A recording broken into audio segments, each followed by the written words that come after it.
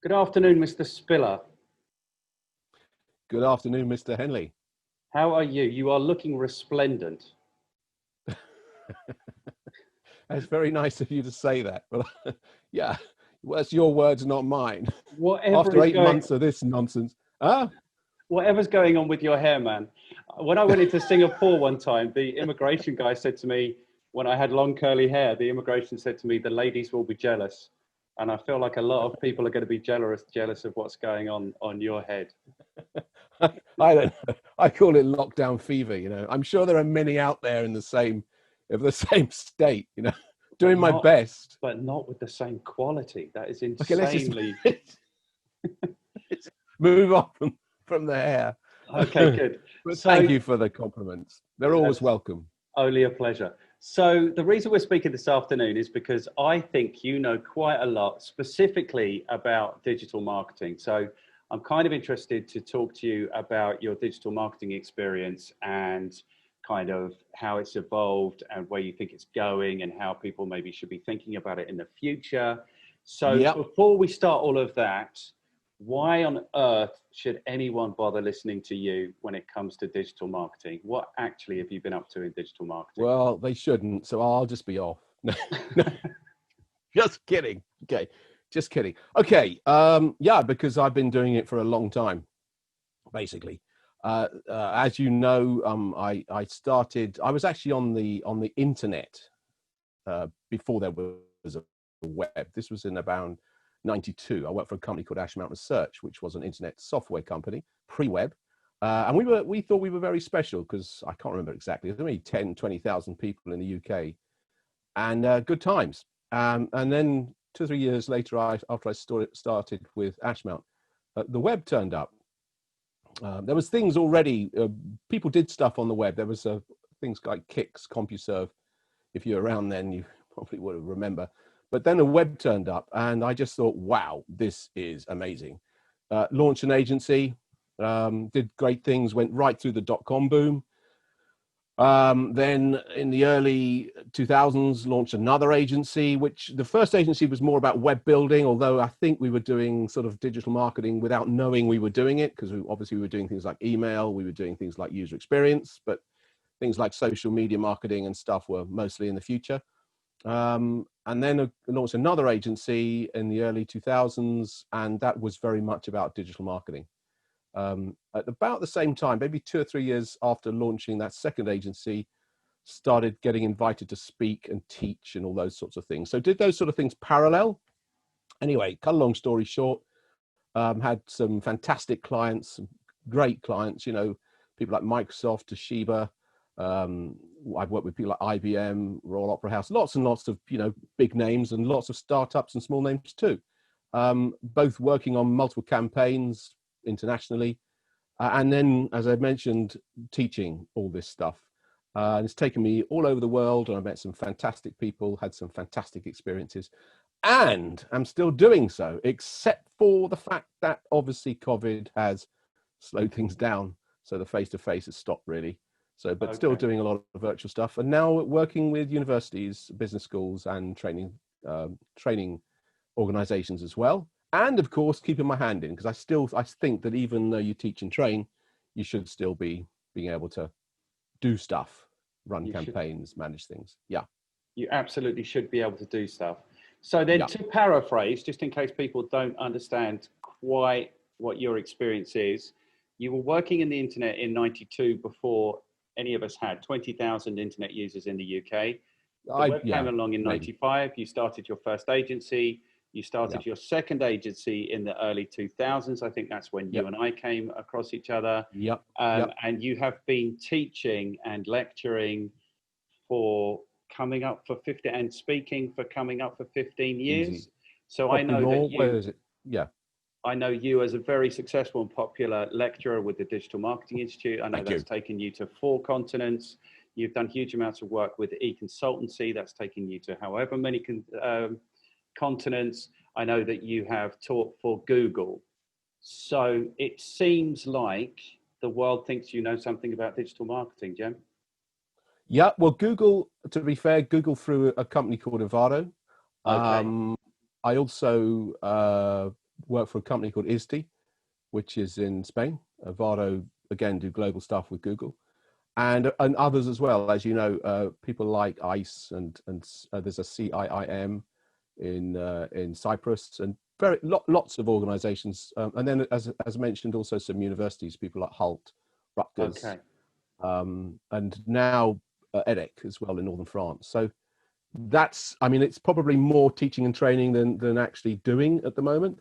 But I'm always always open for offers. But that's okay, allowed man. to You've been on it for 28 years. You're allowed to take your foot off a little bit, I think, at this stage. You know, especially now. I mean, obviously things are very different than they were a year ago or 10 months ago even.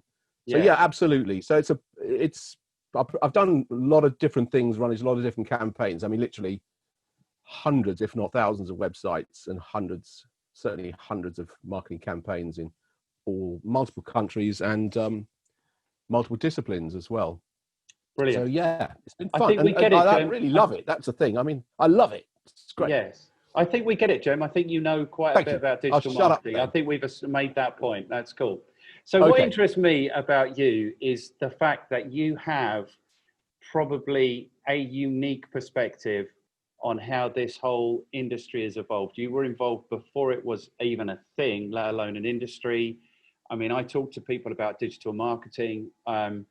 You know, I've been out of the game 5-6 years. I've come now to look at my website, and we were marketing, digital marketing, what it is now, as web marketing, internet marketing, but not digital marketing because that wasn't a thing at that time. So digital marketing, I think, only came around in about 2012, but at that stage, you'd already been in the game for 20 years. So that's what I'm interested to find out more about, is how this thing has evolved. And maybe later in the conversation, we can go on to how you think it's going to evolve next. Yeah, I mean, I think it's a bit like modern pop, rock, whatever you want to call it, contemporary music. You know, it really sort of, you know, the Beatles are said to have sort of kicked it off in the 60s, and then it then extended into all sorts of different areas and so on and so forth. And there are new trends, new styles, and so on and so forth, new ways of doing things. So it evolves. Yeah, it's not that there wasn't music beforehand, and it's actually interesting. It's not that there wasn't networking before the internet. It's just that the way things have evolved. It's obviously now, I shouldn't say this, it's massive, but it started off with networks. Yeah, when Tim Berners-Lee created the protocols for the web, he did it, as you know, in CERN in Switzerland, and the idea was that they were working on the Hadron Collider thing, and they needed a way of linking documents. Yeah, so they wanted to create a method where you could go from a link in one document to another document. Hence, they created hypertext, and from that there was hypertext markup language, hence HTML. So that all really, I mean, there were a number of other similar systems being developed at the same time. But so it was all about connections, right? That was the first thing. But interestingly, even Berners-Lee says this, back then it was about the linking documents. And the way it evolved was it then began to link businesses, link people. And what Berners-Lee is now talking about, he's been talking about a few years, is the linking of data. So it's that sort of evolution that has underpinned all this. Yeah, but it's basically about connections and linking and so on and so forth. And that's progressively over the last 20 or 30 years, more and more techniques have developed. You know, we started off, I think the first time I heard about email was maybe 95, 96. And that was a bunch of lawyers who did email blasts, basically a spam in the US. And that sort of kicked off the whole email marketing thing. And of course, when Facebook and others launched in the early 2000s, that kicked off the whole social media thing. I think right now, we're very much in a world of data. It's all about data. Data is now the currency of the internet, stroke the web. And that's, you know, as the larger players know very well, the Facebooks and the Googles, data is vital to all this. Now that should be something that other smaller businesses need to be aware of to look after their data. And that's why data itself is so contentious. So we're now in a world of data. That's where we're at the moment. And that's what's going to happen more so in the future. Okay. So to go back then, you say your first agency that you started around 95, that was, you called that web building. So that was about building websites. Is that right? In Yeah, I mean, this is another thing I have an issue with, because people talk about web designers, and there's really no such thing as a web designer per se. Because if you want someone to design your website, typically you're probably talking about the graphic design, the look and feel, and so on and so forth. And when businesses make a decision to who they're going to use, they often pick the best designs. Okay, but actually, there's other skills needed to create really great websites, such as obviously being able to write HTML, or in fact nowadays a lot of that's done by systems like Drupal and WordPress and things like that. So it's the different roles in terms of building sites. Back then, though, in the mid-90s or mid to late 90s, was actually quite much more straightforward. You tended to have smaller groups of people creating websites, smaller agencies. And because there wasn't much competition around, a small agency of, say, 8 or 10 people could win huge clients, and did. And a lot of those agencies are still around today, except they're now multinationals. But yes, it was mostly about building effective websites. And then, so very shortly after that, email came along, and then much later on, it was social, search engine optimization, like all of the things that we know today. So what's interesting, it's not very different from kind of my experience. I don't know if you know, but we started, when I met you probably back in 2005, 2006, we started as like a sales consultancy, telemarketing agency. And then what happened is we integrated that with email marketing. So email marketing is always at the front of these things, and then evolved into like a digital marketing agency where we would put together websites and SEO campaigns and email campaigns and social campaigns and all of those things. That's Effective Marketing Company, yeah. That's the Effective Marketing Company. So do some good work. What's the thing about that? So this is, I think, but in thinking about having this conversation, I've been thinking actually how much evolution has gone on. But we'll come to that in a second. But what's interesting to me is that it does evolve. So when I teach, for example, I stay a million miles away from this is where that button is and that's where that button is. And if you want to do precisely that function, then you have to go through this process. And I try and stay on the principles of marketing, because it seems to me that there's lots of people who will call themselves digital marketers who know where all the buttons are, but they didn't necessarily know anything about marketing before that. Does that make sense? Absolutely makes perfect sense. And on that particular point, I entirely agree with you. There's what I call over the shoulder training, which is where you literally are showing someone how to set up Google Analytics, or showing someone how to set up a Facebook campaign or manage a Facebook campaign. And one of the big problems with all of that is that the interfaces are in a state of constant flux. So you might say, oh, well, you want to find Keyword Planner, you go here and you click on this button, and then you go there, and here you'll find Keyword Planner. And then next week it's all changed again. Tell me. And that's the big challenge. And I think I don't want to take anything away from the doers, because I have known lots of and have worked with lots of great people who do that type of work, and have done it myself. Every single one of those roles, setting up analytics, setting up campaigns, I've done. But there's a big difference between that and then understanding things like custom centricity, data-driven marketing, human behavior, user experience. There are some really key things that underpin successful digital marketing. And I think that goes back to now there's this big thing with digital transformation. Yes. Sorry, carry on.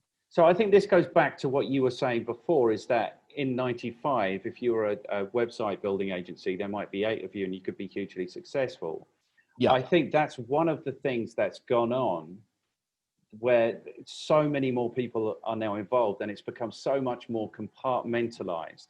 So you can be somebody who just sets up Google Ads. You could be a Google Ads specialist, or you could be a Facebook marketing specialist, or or a Twitter marketing specialist or whatever it is. So in that sense, I think it's become much, much more fragmented. Yeah. Potentially, although I don't think necessarily much more technical. And I don't have anything against those people who do that work, but what I don't particularly enjoy is people who just work out where the buttons are and then call themselves a digital marketer. What, You know, indeed, for me, when I run a course, the first thing I do is I say, okay, who here has worked in traditional marketing? 3 or 4 hands go up. Who's worked in digital marketing? Maybe no hands go up. And I say, or some hands will go up, and I'm like, who's done both? And then I say to the traditional marketers, you are much better off knowing something about marketing and nothing about digital marketing, knowing a lot about digital marketing and nothing about marketing. Does that make sense? Yeah, I mean, I do wonder nowadays. There's a couple of points I want to make on that. I mean, the first point I want to make, that the danger in that sort of, as you say, push button marketing is the scamming that goes on. So you probably, like me, get these pre-roll ads on YouTube, or you see them on Facebook, where someone tells you you can do $1 million in a month or something like that. You know, someone says, oh, look at my fast car that he probably rented for the day, or all this nonsense. And typically they're focusing on one method of digital marketing. It's often Facebook advertising. It might be drop shipping on Amazon, and it's actually stuff that you can learn pretty easily, pretty quickly yourself, just going on the courses, many of which are completely free. I'm talking about the how-to stuff, or watch a few YouTube videos. Yes. And these guys, and I say guys, I mean people, are pretending it's some type of magic source, and it's mostly based on nonsense anyway, because they don't tell you how much their spend on the budget was. And it really irritates the heck out of me that there are these people basically now. There's a lot of, the internet is full of a lot of scammery and spoofery, and that really irritates me. And people are doing, you know, it's the people doing bad things and exploiting people's lack of knowledge really annoys me. Yes. On that point, on that second point you made about digital marketing and marketing, I'm not sure there is a difference. I think there is sort of marketing, and actually digital is just happens to be, or internet or online or whatever you want to call it, happens to be a part, because they're so interwoven now. And even marketing, the very nature of marketing per se, is so interwoven into what businesses do. That we obviously naturally like to label things, because then we can understand them more easily, more simply. But it's much more complex than that, you know, and it's been more and more so now at current times, because so much now is going online, that people are realizing, oh, I can do that online, I can do this online, I can do all these other things. I didn't know I could run a whole office and have everybody in the office now working from home online. You know, I mean, this is changing as we speak. It's changing as we speak. So I don't know if we're talking across purposes, but for me, it's marketing, and then you apply that in a digital fashion. So if you don't know about marketing, you really can't know about digital marketing. It's kind of like you have to ride a bike with stabilizers before you ride a bike without stabilizers. Although maybe some people manage to ride a bike without stabilizers. I think there are some important concepts that sit underneath both, if the two are separate. And as I said, I'm not sure they are. I don't think they're separate. I think the big thing is marketing, and then digital marketing is a big part of that now. And the only thing. I would go as far to say, and this is something I know, for example, Google believes in, which I happen to agree with a lot, is that it's digital first. But a lot of people think, okay, there's marketing, oh, and we'll build a website, oh, and we'll get a social media profile up and running, oh, and we'll do some email. I think that's actually the wrong way around. I think especially when you're doing a startup, you should think, okay, most of my customers are going to be online. I mean, customers are going to be online. So we should be thinking, what are we going to do online first, right? And it goes beyond that as well, because actually most of my customers aren't just going to be online. They're going to be using smartphones and devices. So actually it's digital first, mobile first. And I really do think that. I think the statistics, the numbers, you only need to look at analytics to see how most people are reaching your website and it will be through mobile devices nowadays. Yes. And people don't think that. You start a business and they think, okay, we'll start the business. Oh, we need a website. Oh, we need this. It's the wrong way around. It's really the wrong way around. People should be thinking, what can I do digitally first? That's important. Before that, we are disagreeing. We did say we weren't going to disagree before we started, but we are disagreeing. No, we didn't. Really enjoying I didn't say that. I'm disagreeing. Monty Python sketch. Before you do, I'm in the wrong room. Before you do anything digitally, you have to do some you have to do some marketing, for example. So you have to decide what products you're going to sell, how you're going to price them, where you're going to position them. That's not marketing. You're going to target, all of that stuff. That's marketing. That's not. Man. No, it could be. Well, again, totally. I mean, that is marketing in a sense. So I delete that. I mean, don't actually delete it. But yeah, of course, that's marketing. These are things that underpin your business, right?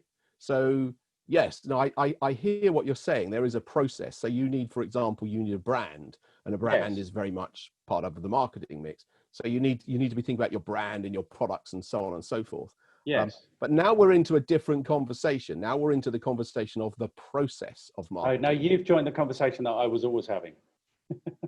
So the thing is, so for me, business is marketing. Business is sales and marketing. That's what it is. Now, if Google are saying, but they have a vested interest, obviously, in saying, do digital marketing first, that's absolutely fine. If they're saying, before you put up billboards, before you start writing press releases for the newspapers, before you advertise on TV, then absolutely it makes sense to do digital marketing. No, you're talking process. You're talking process now. What the word I said is think digital first, okay? So when you think about what you're going to do, you start on the basis that actually you're going to be doing digital, yeah? So when you think about your brand, for example, yes, of course, you have to define your brand through brand positioning and who your audience are and so on and so forth. But with the thought that when you do things, you're actually going to be doing them digitally. So you don't literally, you obviously before you build a website, you obviously need, you need to know what you're selling, who your audience are, and all those sorts of things, which technically speaking, as you say, are not digital. But you should be thinking that your plan should be, or your intention should be, to put digital first, because that's where you're going to get the best return. That's where you get the measurement. Yes. So if they're saying that digital marketing initiatives are, well, I'm a huge exponent of digital marketing. So it is much more cost effective. It's much more knowable. Yeah. It's much more, efficient. Like you say, huge markets are online, and that's absolutely fine. Yeah, I think I'm right. I don't know about which bit you want to be right about. because you can't, for me, and I'm sure you would agree with this, you can't do digital marketing if you can't do marketing. So you have to know about marketing before I would say, let's put it this way. You can do digital marketing without knowing anything about marketing. It will cost you a lot of money and you won't achieve much. That is what I would say. And especially in essence, to be what I think you're saying, just so I can slightly rephrase it, but you're right. You can't be a good digital marketer without understanding the key elements, concepts behind good marketing. Absolutely spot on. Yeah, good. You can do it. You can do it badly. It's the word can. I mean, heck, we both know loads of businesses that both have done it badly and do it badly. So you can do it, but you'll do it very badly or badly unless you understand the basic marketing concepts, like, or knowing your audience, understanding who your customers are, knowing how to reach them, etc., etc. Exactly. These things apply. And that's the bit I like, because we're not at the moment talking about real world marketing or bricks and mortar marketing, but I think those also have a very big role to play. Of course they do. Yes. in Well, terms before of you start, most businesses. you have to do that basic marketing work. That's what I would do. Yeah, absolutely. So And that I 150% agree with you. If yeah, that's so. I don't know if you saw the interview that I did with Ed, but we were talking I did. about there is some clown and he's running these pre-roll ads on YouTube. And basically his whole pitch is, did you know that companies would be willing to pay you between $1,000 and $2,000 a month? And did you, for marketing? And did you know that you don't even need to know how to do marketing? That is the mess that marketing has got itself into, where because clients are seeing that, do you know what I mean? And so what are they thinking? Yeah, we're just going to throw $1,000 or $2,000 a month at somebody who doesn't know what they're doing. It's Well, like that goes back. marketing has got Yeah. itself in an entire mess. Well, I mean, I don't think marketing has got itself into an entire mess. I think people have got marketing into an entire mess. Right. Because what happens is that I mean, you know, we talked about history and stuff. I remember, you know, the first websites, and even today, I mean, the quality of a lot of websites, you know, leaves a lot to be desired. For example, user testing, right? Yep. How many? I mean, you know, I know some of the stats. I know people who run user experience, persuade a business to actually test their websites to make their websites better. And there's an enormous, you know, there's an enormous value to doing that. But businesses are still not really, you know, they're launching websites without testing them properly, just for basic usability. And so a lot of stuff happens. So I think the reason that both marketing and digital marketing sometimes are, as you say, in a mess, is not because per se they are, you know, meant to be that way. It's just that people, well, interestingly, need to know how to do stuff, you know, properly. And that's, I guess, where we come in, hopefully. Hopefully, Don't you yes. think? I do think, and I do think the marketing's got itself in a mess, and I do think it's largely marketing people's fault. But I don't think it necessarily matters. So I But, remember, well, I think, so I remember when I got involved with you, I think you were my third or fourth client back in 2005, and yeah. you were drowning in leads. You were ranking in first position for SEO services, and you had like 30 jokers a day calling you up, wanting you to get them to the top of Google for like no money. And you didn't know what to do with these leads, and that you engaged us to kind of talk to those people. That's how I Mm-hmm. remember it. Okay. But SEO at that time was largely about link building. So SEO has kind of evolved. Like you say, it's mobile first now. But at that Mm-hmm. time, it was about links, and then it became about the quality of the content, and then it became about high quality links and all of those things. So Yeah. how do you feel about that particular evolution of where do you see SEO now? I think SEO is as important as it's ever been. And I think it's, I mean, the interesting thing about SEO is, again, back then, things were a little more compartmentalized. So you did, you know, people were still on this concept of, I've got a business, I need a website, I need to do email marketing. Oh, and I'll do some SEO. It was all that sort of progressive type of thinking the way thinking progressed at the time. And people were sort of bolting on extra things that they needed to help their sales grow online. I think the interesting thing now is not wishing to be playing BS bingo. I think the big thing now is the integration of the various channels.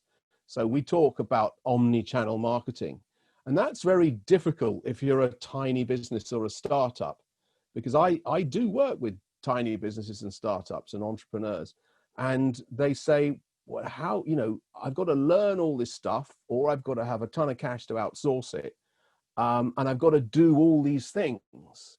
And that's really quite a challenge if you haven't got resources, because if you've got to be thinking about omni-channel marketing, which is everything integrating together, that's a big ask when you've got a small startup with limited resources, and a big challenge. Having said that, I think that small businesses can do great things if they focus on the right things. Yeah, I think they absolutely can. But this comes back to what I was saying before about it all becoming so compartmentalized. So when we were a telemarketing agency, um, Yeah. people would come to us and they're like, we need some help with our marketing. And it's like, okay, the answer is telemarketing. Of course it is. because if you're selling hammers, every problem has to be a nail. Do you know what I mean? Yeah, So, absolutely. so we got into, and we spoke, we didn't call it omni-channel marketing. We called it integrated marketing, which is where you do your marketing work, you set your messages, you do your targeting, all that sort of stuff. You identify where the people are, and then you kind of tailor those messages then for each of the platforms is what you do. Yeah. And I think the danger of it becoming so compartmentalized is that if you are a specialist Facebook marketing company, but I think it needs to integrate apart from anything else. Yeah, But if I go would to absolutely agreement on that. Yeah. yeah, so if I go to a specialist Facebook advertising company, they're going to tell me you need Facebook advertising. And if I go to a specialist Google Ads company or a specialist SEO company, then they're going to tell me I need Google Ads or SEO. That's what's going to go on. But I think, what do I think? I think that actually you need integrated marketing. You need to be able to work across those platforms. And I don't know how many kind of agencies there are that are available. Well, maybe there's lots of very small businesses who kind of understand the whole thing. Very few. Well, I say that the so-called full service agencies is what you're talking about. And it's what most agencies, no, that's not true. It's what many agencies aspire to be. They want to own their client. They want to do all the work they can for their client. So everything. Yeah. Yes. But the truth of the matter is actually, it's really difficult to be a full service agency. And because you've got to have skill sets in all those different disciplines. And of course, nowadays, one of the biggest and growing areas, while you were talking, I was thinking is influencer marketing, which is now huge. Now, there's been a massive growth in the last few years of agencies that completely specialize in providing data or providing networks of influencers to brands. Yeah. And these things are evolving all the time. And that's a thing, because if you want to compete, you've got to be on it in the right things. And I think it's really challenging for businesses now, because A, there are so many options. B, they are, many businesses, obviously all businesses have got a certain budget beyond which they can't go. And people need to know how to make the right decisions, let alone make the right decisions, actually make the right. They need to know what parameters can I apply to what channels I should be using, and how are those channels going to integrate together, and how do I measure them all, and how do I work out which ones are actually resulting in a decent return on spend or return on investment. That's all makes everything much more complicated. And I have to be fair, by the way, because I have slightly sort of dissed people in, but I do also think there are some amazing talent out there. And I have both worked with people with huge talent and still do work with people with massive talent. And it's the people who tend to be more talented are people who have a passion for it as well. It's more than just a job. It's a passion. It's I hesitate to say lifestyle, but they are really into it. They love doing it. They are very good at doing it, and they're passionate about making it work. Those sorts of people, and I've met lots of them, fortunately, been lucky to meet lots of them, are absolutely gold dust, and there are people out there, really. Yes. And I think that, and I'm not saying that either, but kind of the way I feel about this is with my, my What the series, is that I kind of did my time in the trenches, and now I'm out of the trenches. This is like my platoon, like Oliver Stone's platoon. He was there, he saw it, he did the fight, and then he kind of made his statements about it afterwards. So I do think there are big challenges in marketing and digital marketing, and I think there are barriers to agencies being successful and businesses and clients being successful. And I think there are those barriers, but I think we kind of covered that with Ed's thing. I just think, like, from my marketing principles standpoint, for me, it isn't so complicated, and it doesn't need to be so complicated. So if a full service agency is working on the basis that it wants to do absolutely everything that's possible to do, then that's a different proposition from mine. So for example, if a business to business client comes to me, then I will know that, I'm going to look at Google Ads. I'm going to look at SEO. I'm going to look at LinkedIn. I'm going to look at email marketing. These are kind of going to be the 4 places where we'll start, because that's what works in B2B businesses. And then maybe we can start looking at other platforms once we've got those kind of 4 integrated. So I think that kind of working up approach is probably much better than saying, you know, we'll be your agency, but you can expect us to do everything and we're going to want to do everything. You know, I think it's interesting. But so, for example, if I'm a client and I go to a Facebook advertising specialist agency, I need to know for absolute certainty that Facebook ads is the right place for me to be putting my budget. And if I'm a small business, how could I possibly know that? You know? Yeah, you were talking about full service and how it isn't that complicated because you've got a defined set of activities, your foundation activities, which, by the way, I completely agree with. Yes, yes. You were talking about the core functionality that you offer to your clients. Well, as an agency, I know I've worked with, Lord knows, 1,000 different businesses. Like, surely a lot of the benefit of coming to an agency is that they have some sense of what's going to be effective for them. You know, so what I was saying is if it's B2B, then I'll go to Google Ads, SEO, LinkedIn, email. Those are the things that typically work for B2B clients. You know, once those things are happening and integrated, then I would hope at that point to be able to show a return. And then if I make a recommendation, it'll be based on the fact that I'm delivering a return for them already. So I don't think it needs to be complicated. And the narrative is that it is complicated. And I think that's part of the issue. Like, what I tell people is it's absolutely 100% necessary. And if you don't need to learn the whole of digital marketing, but understand marketing and be in a position to outsource it to somebody, know enough to be in a position to outsource it to somebody. Because if you outsource it without knowing enough, then you will get fleeced, is what I think. Yeah, I don't disagree with. There's no question that if you look at different channels, some are more important than others for particular businesses, depending on the business that you're talking to. So absolutely.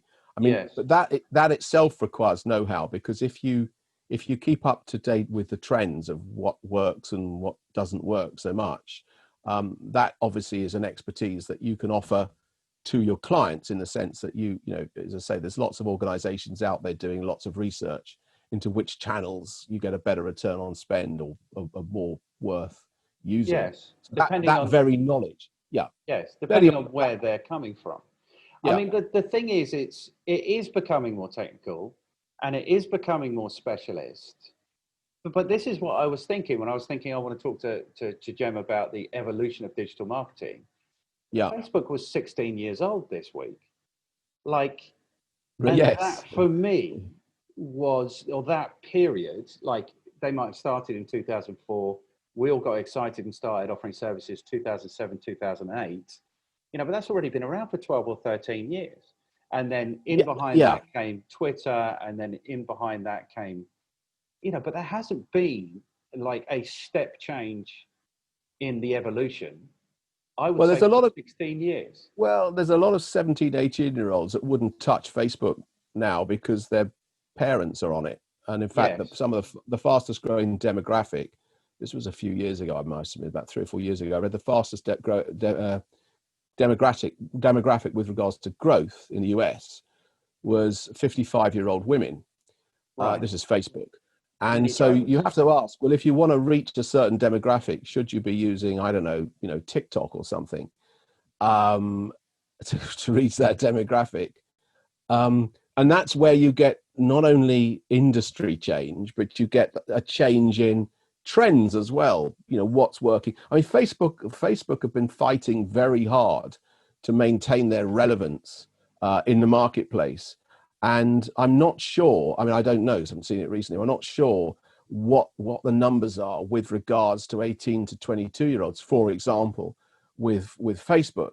I know certainly a lot of my friends, I ain't 18 to 22, use it. But think about the people you know and who use Facebook a lot. You know, I guess it maybe, people, again, sort of with a demographic not dissimilar to yours. And the thing is that that's another way things are evolving. Influencer marketing, I think one of the reasons there is because there is so much, the trend now is, or has been for some time, is so much about celebrity and there's been this massive growth in sort of various reality TV shows. There's a lot about celebrity, that celebrities who really are famous for doing very little now have huge influence, and that's fine, as long as brands understand that, and influencer marketing is fantastically successul and is a growth area, and it's being aware of things like that that is important. And as I mentioned, in my opinion, one of the biggest growth areas has been for some time, and it's all part of the whole what is also called digital transformation, because that itself has been a trend the last few years, even though that's going a little bit off the boil, is data and the use of data to be able to target people more accurately. Another trend, of course, which Google is heavily investing in and which is all the rage at the moment, is AI and machine learning. I heard the other day, Google have got 3,500 projects going on in machine learning and automation and artificial intelligence and stuff. So there's all that as well, and that's all coming on stream as we speak. And of course, as we all know, we could talk about the Internet of Things for the rest of this session if we wanted to, because that's another huge growth. And businesses, being businesses and wanting to be leaders and market leaders, they want to know about that. They want to say, okay, so I get that, people are all using these different devices and are logging onto the web via their car and their fridges and who knows what, but how do we use it as a business? And that's the bit that particularly interests me, because I find that area fascinating, is the future. The future is fascinating. So this comes back to me, to answer your question, I don't know anyone who uses Facebook anymore. I don't use Facebook anymore. There was a time, if I was training and I got a break, I would sit down and I would scroll through, and it would keep me busy for that 15 minutes or for that hour if it was lunchtime. And now I get notifications every day on my phone saying it's somebody's birthday. I wish everybody a happy birthday because I think that's a really nice thing to do. And then I don't look at it. And then I've been trying to get hold of someone for 2 weeks today. And he's like he got the message. I only had his Facebook. He's like, yeah, no, I'm not here. Like, try me on Instagram or try me somewhere else. But, and then for all the time, like these trends happen, everyone's getting off Facebook. Kids don't want to be on Facebook because their mum's on Facebook. And then all of a sudden they do want to be on Facebook because their mum's now on Snapchat or whatever it is. Like the principles behind that, I think marketing is a little bit guilty of scaring people, like the fear of missing out, is if you don't do this new thing, this Snapchat, this TikTok, this whatever it was before, then you're going to miss out. But in terms of actual step change innovations, social media happened between 2004, 2008. And for me, there hasn't been a step change since then. And I think part of the challenge comes back to what I was disagreeing with you about before, that you didn't realize I was disagreeing with you about, is I don't doubt at all that Google are saying digital first, but for me, it should be people first, or it should be market first, because that's what underpins all of this stuff. Like at the end of the day, it is a person putting their bank details into a website to I agree with you. Have something. But I think there's a real danger that the big internet players, because they're geeks, and I think that line in the Bible needs to be rewritten. The geeks have inherited the world, the earth. It wasn't the meek, ever wasn't going to be them. It was always going to be the geeks. And I think the geeks have inherited the earth, but I don't think they're in touch enough with people to sustain that momentum that they had between 2012, 2014, 2015. Okay, to your point, I think that digital first is sort of become almost synonymous with people first anyway. Yes. In fact, a lot of the, which takes one on to this concept of Jeff Bezos uses, called customer centricity. Okay, so customer centricity is, as you know, all about understanding the customer's wants, needs, and indeed understanding the customer themselves, their demographic, their behavior, their attitudes, and so on. But this is an interesting one, because I absolutely agree with you. I think it is all about putting people first.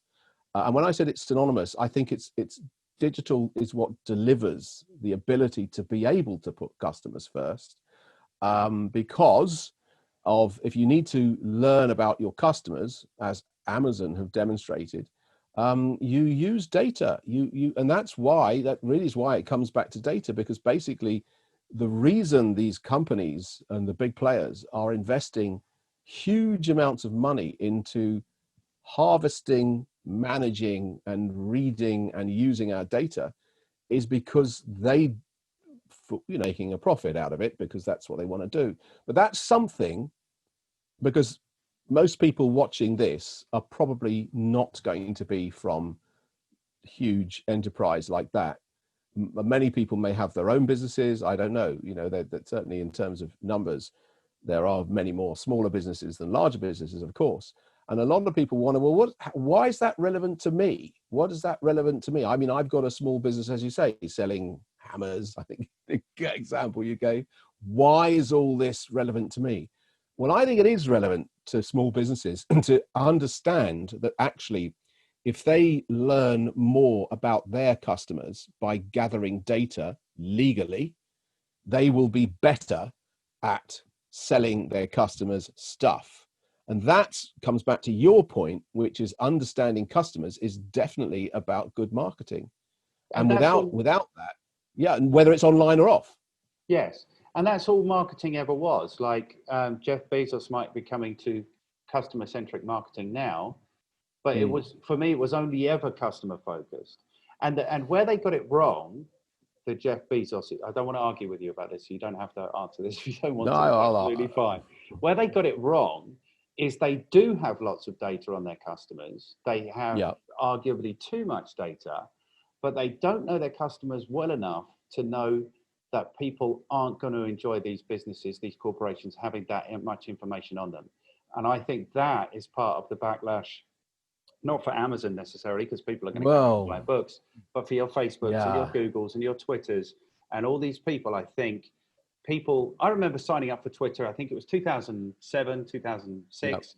And I thought, oh, these seem like a nice bunch of guys out of like Northeast America, what could possibly go wrong? And of course, 20 minutes later, they sold themselves to Wall Street, and everyone knows what's gone on since then. But I think now there is a very real skepticism, and when people talk about artificial intelligence and all these things, that absolutely scares the shit out of me, because at different times in my career, I've worked with developers who write computer programs.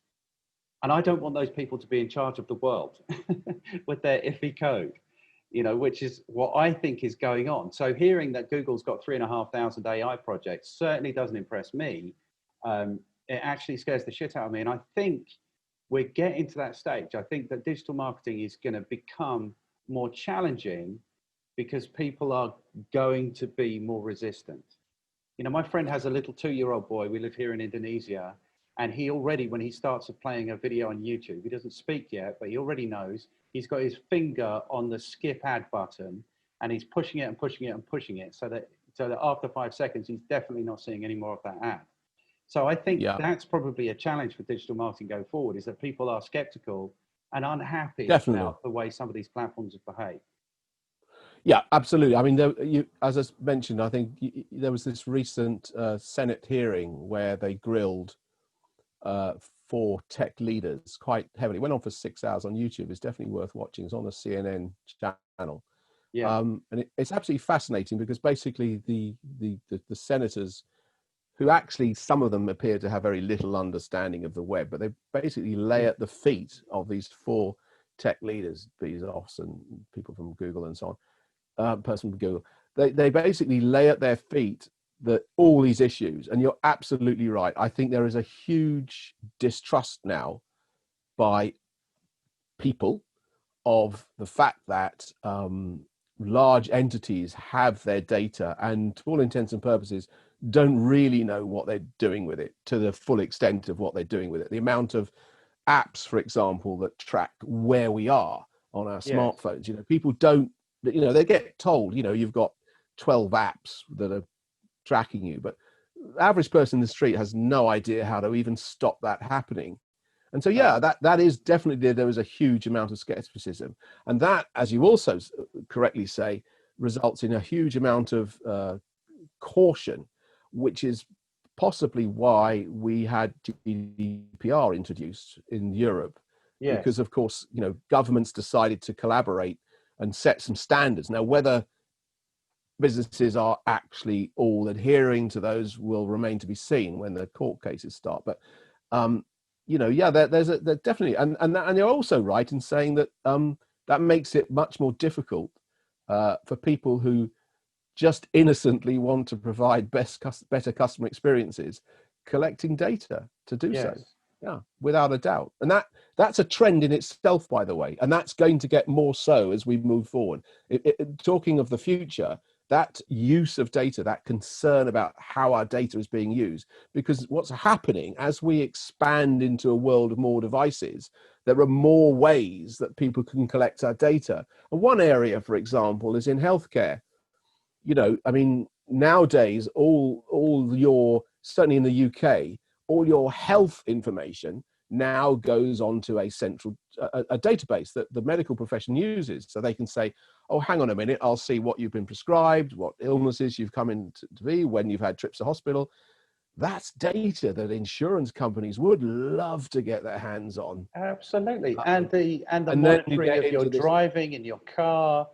That's and right. Yep. the Yep. You've got that's sending your heart rate and your blood pressure all day, every day. I mean, which coming back to my original talk about Tim Berners-Lee, this is a massive worry he has had, because I mentioned that now he's talking about the growth in the linking of data. Remember where it started, the linking of documents, linking of people, now the linking of data. You know, that Berners-Lee himself is massively worried about this data issue, the fact that it's out there, it's being used, and of course misused in all sorts of ways. You know, we're facing we're not facing it, but in the US they've got an election now in I know this is, might want this to be timely, but right now there's an election in a month's time. And of course what's going on, even though they're trying to stop it, is the interference of foreign governments meddling in their election. Perfectly reasonable. But these governments are using data to identify who to try and influence. And then you've got the social media companies like Twitter and Facebook trying to stop this data being manipulated by foreign governments to identify the people that, you know, that's at the same time, challenging. It's challenging, but I also think it's hugely overblown. What was the Facebook documentary with the Cambridge Analytica, whatever it was called? I know the one, yeah. You know, that was all very sensationalized. What do I think? I think the media sensationalize things because that's what they do, because they want to sell more subscriptions, right? So whatever. I mean, it would be sell newspapers, but it's not anymore. It's selling subscriptions to websites. The media will always gravitate. I mean, everything the media does, and I say this with great respect because I do understand they have to sell papers, and some media, it's not all media, but much media, you know, they have to make a story out of it. So they're going to maybe sometimes exaggerate. And of course, media companies are owned by people and they've got agendas and so on and so forth. But yeah, that's what they do. But there is an underlying truth that, in my opinion, and that is only an opinion, that data is both wonderful and dangerous. Yeah. So it's wonderful because if it's used properly and correctly and ethically, it can be used for great things, right? So for example, we talked about healthcare. You know, you can really use data to make the world a healthier place if you so choose. You can also use data for manipulating elections, though, which is a dangerous thing. So but it's human beings that do this. It's not the data itself. It's the way human beings. And coming back to marketing, it's the same thing. We talked about good marketing and bad marketing. Marketing per se, or digital marketing, is not. There's not a good bad thing. It's human beings that can make it so. So you can get the scammers trying to flog you nonsensical, become a millionaire in 3 months, you know, rubbish on the pre-rolls on YouTube, or you can get people, you know, launching stuff in purely ethical ways and making aware of fantastic new products and doing it in a good way. Yes. Okay, we can't talk about politics too much because I absolutely would disagree with you, and then we'll be having a fight we didn't want to have. So what did I want to say about Get on to that? I Brexit. think it's kind of overblown. I think it's like the actual threat. Here's what I actually think is basically, if you're one of the 7 billion people who's walking around the planet and they're collecting loads of data on you, you've got nothing to be concerned about unless you piss off the very top people at Google or Facebook. Like, you don't want to actually annoy those people and have them go to your file and say, okay, what do we know about Jeremy Spiller? I think that's... No, you're right. But the other danger is that it gets hacked, it gets stolen, it gets... lack of security. What can they then do with it? They've still got 7 million data points or 7 million data subjects. No, but the point is that that recently, over the last few years, there's been multiple scenarios where businesses have had all the data stolen, and you've got scenarios recently, telco companies, where they found that, you know, they'd lost a chunk of their data and someone was scamming, you know, using it to scam their customers and stuff. This happens all the time. Yeah. Okay. So at that level, it's dangerous where people are being sloppy with their security. Yes, and they are as well, is the other thing. Yeah. There are two things that I've been told that have concerned me ever about this. The first was I met somebody who claimed to be a very high up in the Hong Kong police force. And he told me that in 1992, they were able to ascertain the sexual preference of people and their proclivity to commit crimes from people's fingerprints. So there was some pattern in people's fingerprints that enabled them to decide if this person was likely to be a future other gender. There weren't other genders back in 1992, but, you know, gay or straight or whatever, and whether they were likely to commit crimes. Well, I have to say, I would, if someone told me that, I would walk away. Okay, you're welcome to walk away. I've just told you. It's like the second thing that I was told, telling me that how wide your eyes are apart, you know, determines how much of a criminal you are. You know, just rubbish. Yes, but this is at this level, we're on the road to data and how valuable and useful data is. So the second instance was I met somebody who was a data scientist for one of these huge corporations, or an agency who worked for one of these huge corporations. Yeah. And he was telling me how they had got to the point with women's buying patterns that they could predict when those women would be pregnant. And it was so effective. The way they got caught out was that marketing ended up turning up in the houses of teenage pregnant girls who didn't even know they were pregnant. And that's when they said, okay, this is too much. We can't actually do this. This is too invasive. But I don't know if it is invasive. I don't know what it is. But those are the two. Well, I've no doubt, or, you know, I'm not doubting what you're telling me or anything like that. But interestingly, if somebody told me that something like that, I'd want to probably dig into it a bit further, find out how it was being done. I know that Facebook did announce, I think, I can't remember exactly when, maybe it's 2010, 2012, they could predict how relationships were going to go. They did announce that in a public, in a press release, that they could actually predict. But yeah, that, which interestingly does touch on to another fascinating area of digital marketing, which is, sorry about that, it's not my stand, which is predictive analytics. Now that's a thing. It's a real thing. You know, predictive analytics are something that's, again, very powerful. But in order to deploy them, you've got to have the right things in place to be able to use it in the first place. Okay. And again, if you're a smaller business, you're not going to have that. Yes. Yeah. Okay. So can we come back to that? Because the thing about that documentary with the Cambridge Analytica thing that got me was effectively what they did, Cambridge Analytica, was identify the floating voters and then start landing messages on them that might convince them to vote one way or another. That's all electioneering has ever been. So they might have done it using this technology, using this data, but that's all any campaigner, a political campaigner in the history of the world has ever done, is try and identify who might vote for them, who there's a chance they can get to vote for them, and influence them to do that. So I don't really know how I feel about it. But you're right. This is all happening at a very different level from the person who is a small business who might have just opened a shop or an online something or a restaurant or a something else. So what is your recommendation to those people? If I am a small business, like, we accept that you should probably look digital first. It's certainly the most cost effective, most transparent, you know, you get the most data, you probably get the most effect. So it's going to be digital marketing, or what should they do now? Well, you asked Ed the same question, and so I was actually thinking about this because I saw the previous video, and I actually think the first thing, there's two or three things a business, and when I say small business, by the way, I think the definition of a small business is anything up to 100 million. So it's not that small, you know. Yeah. Small to medium size SMB is up to 100 million. So there's a sort of, we're not a huge enterprise, but we are big enough. There's also those types of businesses, and of course startups and you know, post startups, growing businesses, things like that. Sort of, there's a similarity, and of course it depends where you are in that growth, right?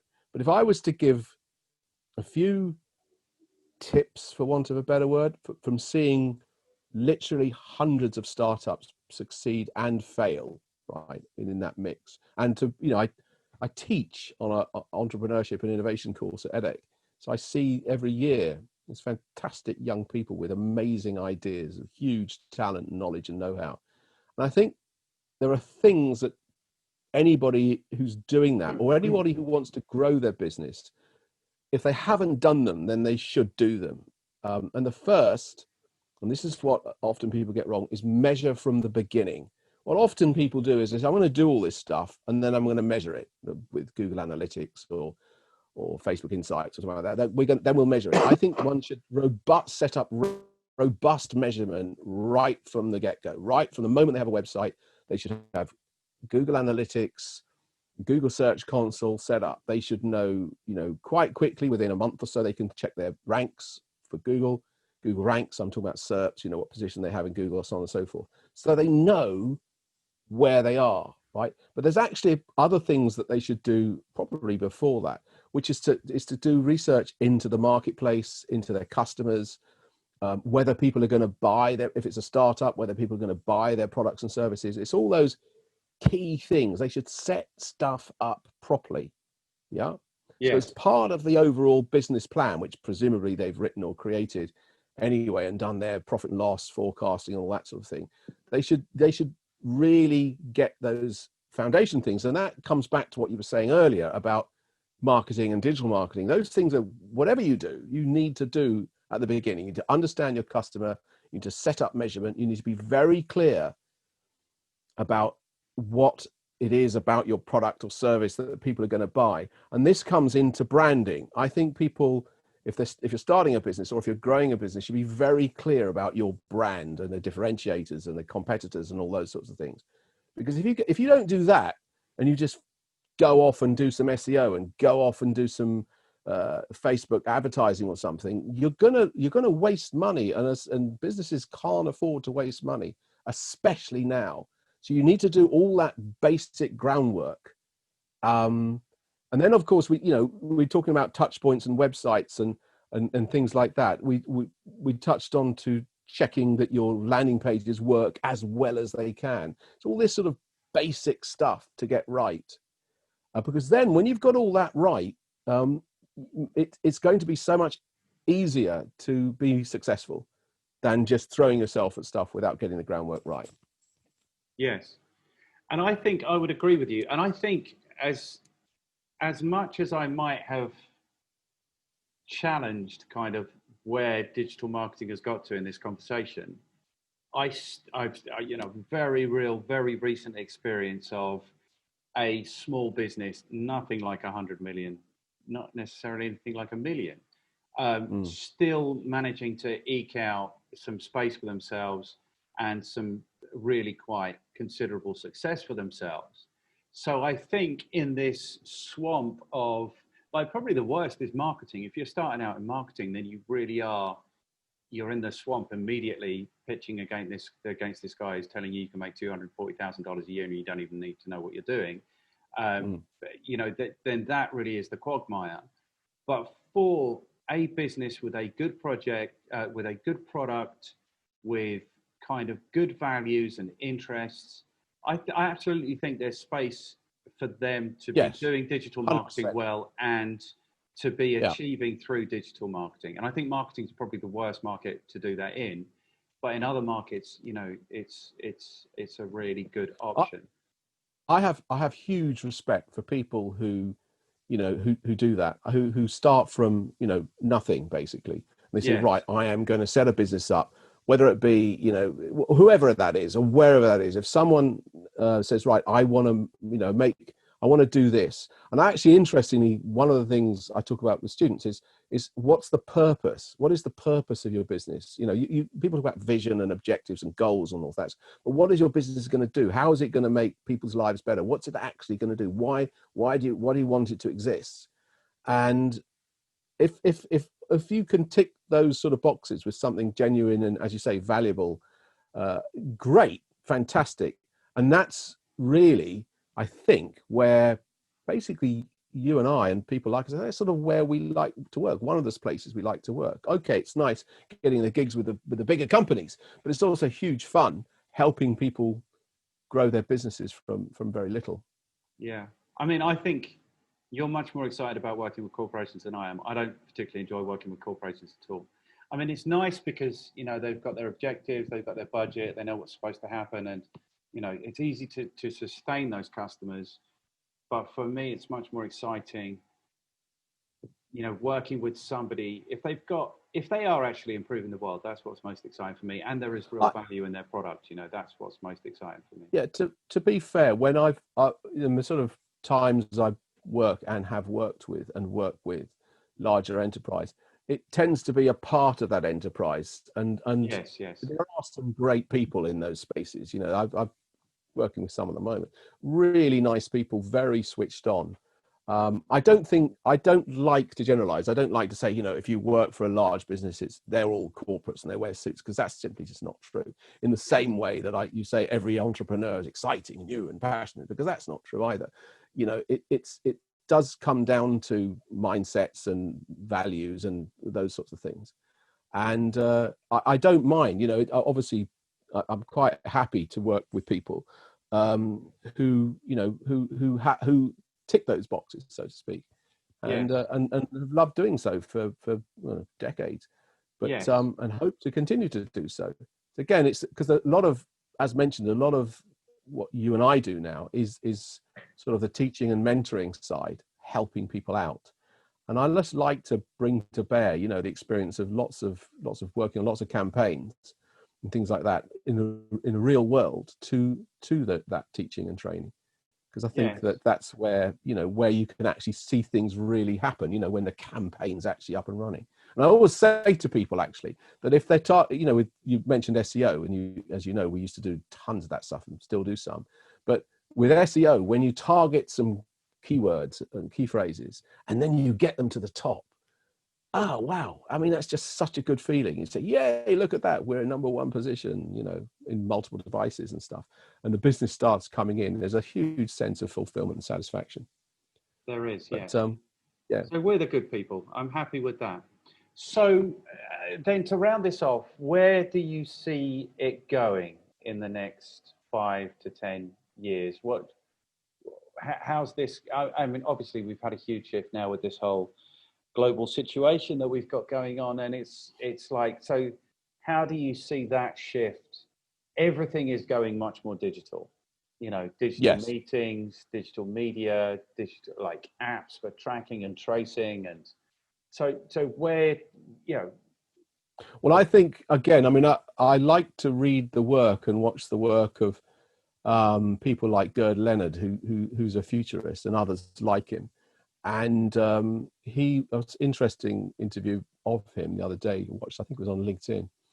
And as he said, there's some things that you sort of know are going to happen. So you know that AI and machine learning are going to get bigger. You know that we're going to see driverless cars. You know that we're going to see much more growth in the Internet of Things. You know that as I say, data is going to be more used more to give people better customer experiences. You know that a lot of businesses are moving much more towards customer centricity. I mean, these things are all, you know, pretty obvious, and that's what's going to shape stuff moving for over the next 5 or 10 years.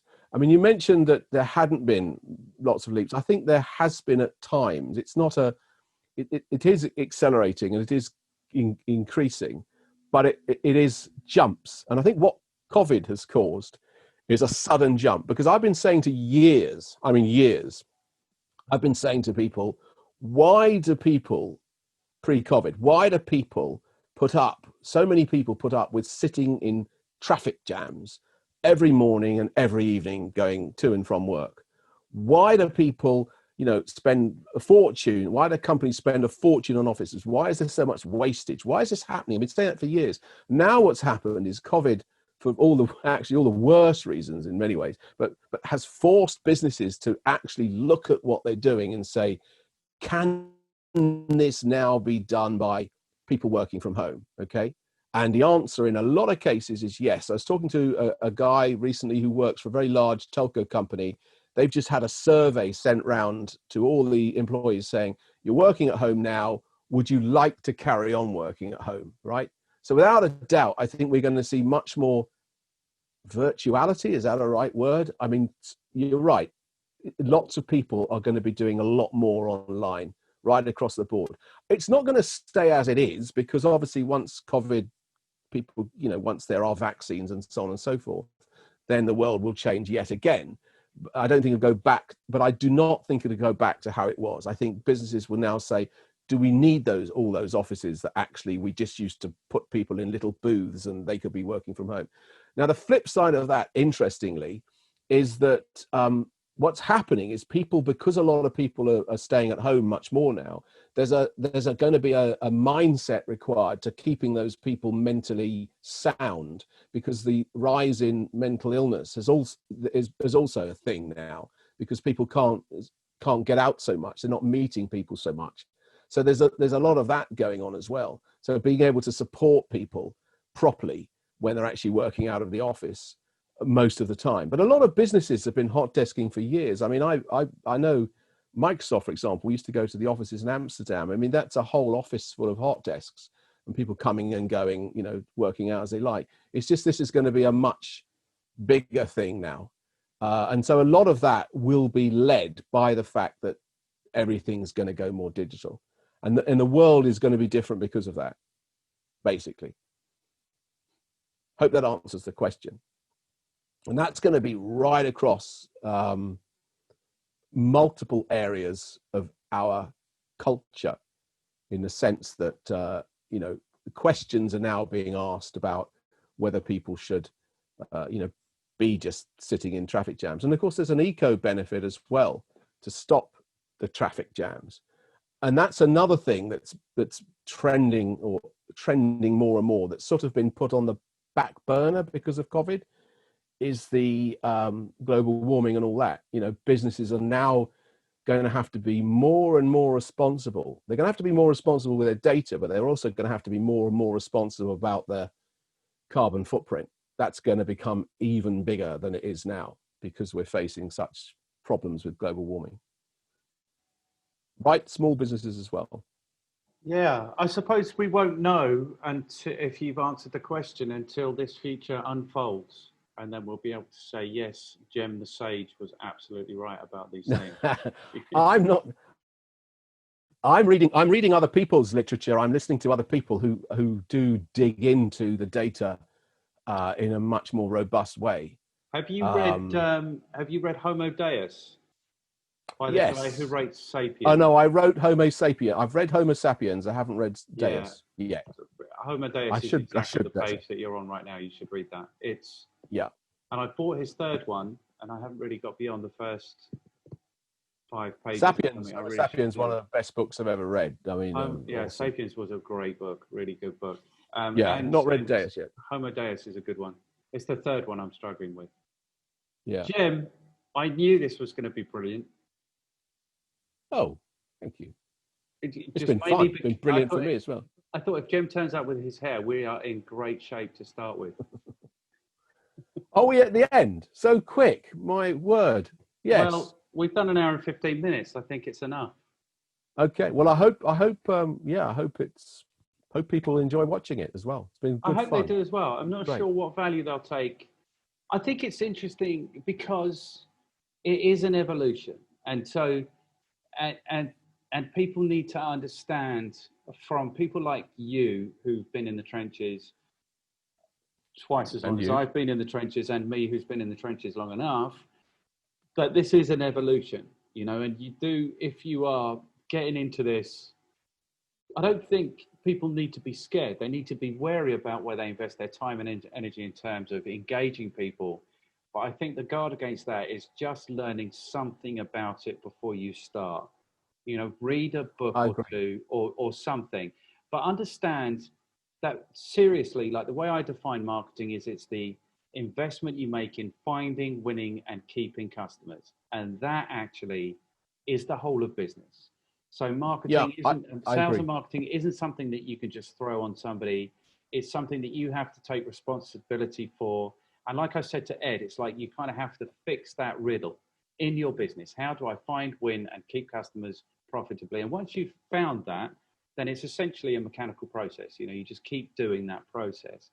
But until you've done that, I don't think that marketing is something that you can just land on, outsource to somebody. And my advice would be, if you are going to outsource it to somebody, outsource it to, or at least speak to more than one person about it, but see if you can find somebody who's got like an overall view and some overall experience of how all of these things work.